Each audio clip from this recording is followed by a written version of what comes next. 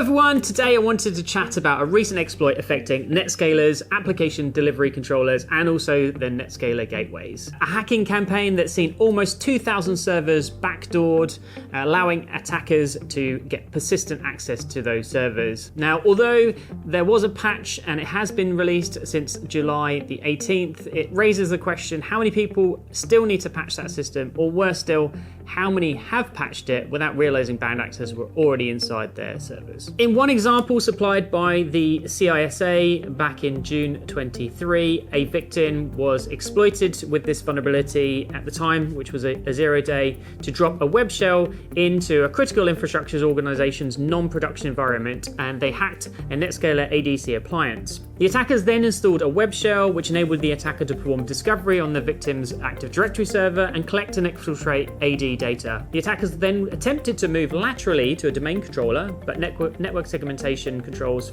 for the appliance blocked the movement. My question is, how many other organizations were not that lucky or didn't have as mature a security approach to this organization? Luckily, the victim organization identified the compromise, reported it to the CISA and to Citrix. Citrix then went on to release a patch for the vulnerability on the 18th of July 23.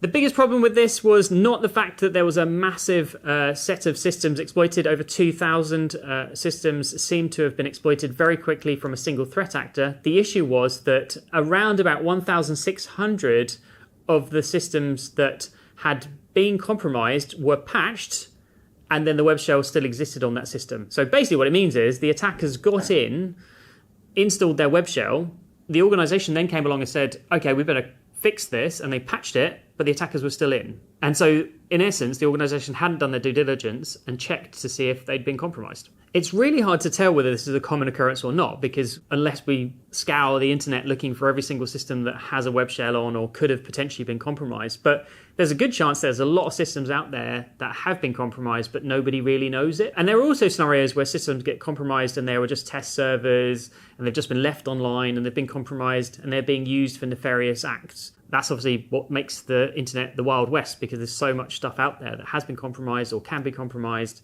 It's just a matter of time. Defense in depth is a really key strategy. And as we can see from this example, if the organization in question, which is mentioned, hadn't put segmentation in place, the attacker would have potentially gotten access to a lot more systems. But because they segmented their network, it stopped the attacker at the gateway. Still a big issue because they had access to Active Directory information, they've probably got people's passwords, and they've got an understanding of users on that system, but it's only as far as that gateway. So this is why we always talk in the cybersecurity industry of defense in depth and how important it is. You put in a firewall, you put in email filtering, you put in an application firewall, you put in intrusion detection, intrusion prevention. You still should put in endpoint protection, because if all of those other things fail, you've still got your endpoint protection that's going to protect you.